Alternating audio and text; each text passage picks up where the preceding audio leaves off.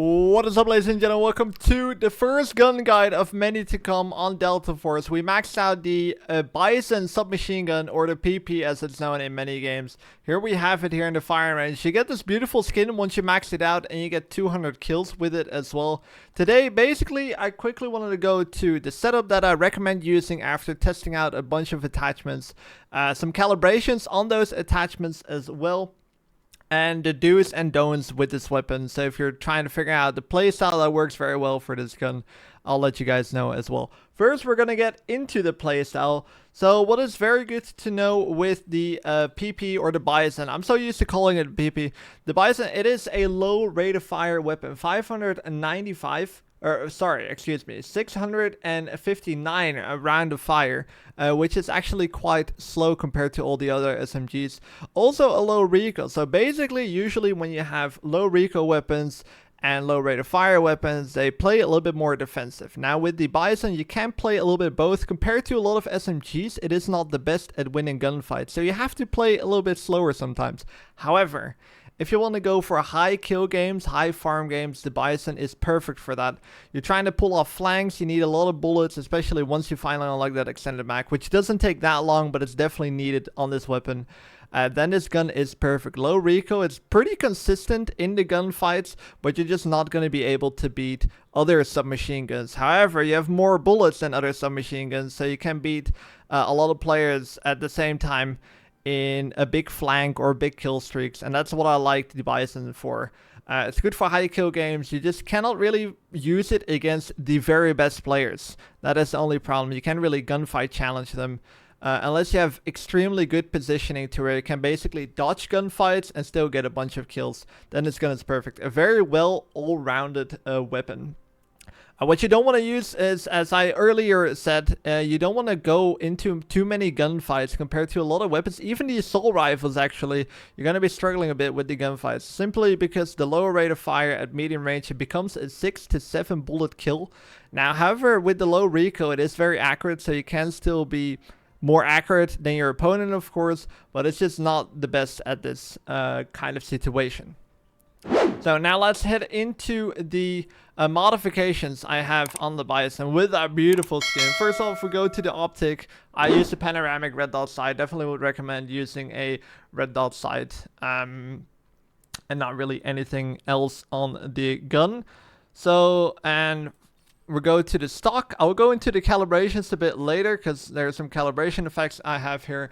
But handling ADS movement, the ADS movement I made really good on the Bison, just so you can strafe. If you're not very good with strafing, you might consider trying different stocks here.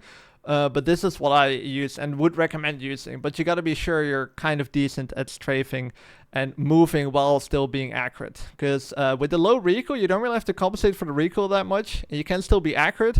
So for the longer range gunfights, I really like to be a little bit more movable. So you basically become a harder target to hit.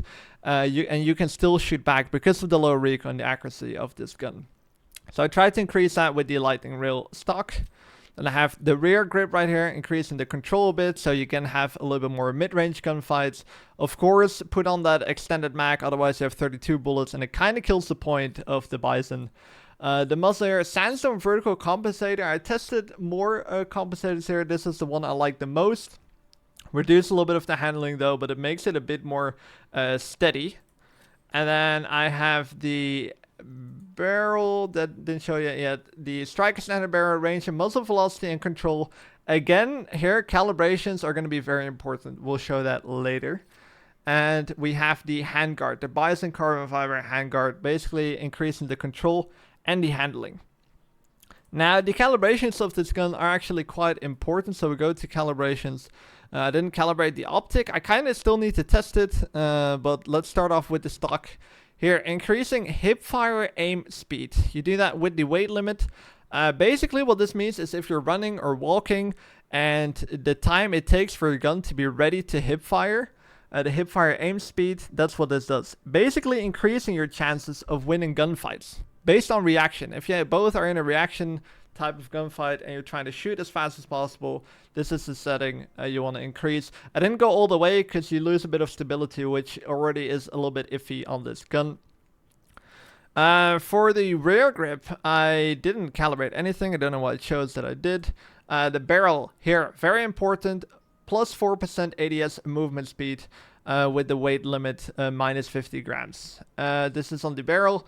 You lose a little bit of more stability, but let me show you guys in the firing range again how fast the strafing speed is. So imagine you're in a gunfight and you can basically spam like this. So for these middle range gunfights, which that target is perfect for, if you're able to be accurate while moving like this, you're basically in for a winning gunfight, and it's going to be super hard for the opponent to kill you.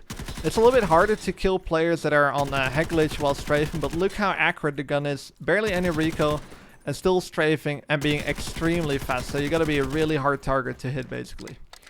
Again, hopefully that is useful for this video. Hopefully you guys enjoyed it. I think we went through every modification I have. Definitely the recommendations. I will leave a link to all the attachments so you can literally copy and paste this down in the description. Hopefully you guys enjoyed. Consider subscribing, and I hope to see you guys in the next gun guide video, which will probably be uploading tomorrow.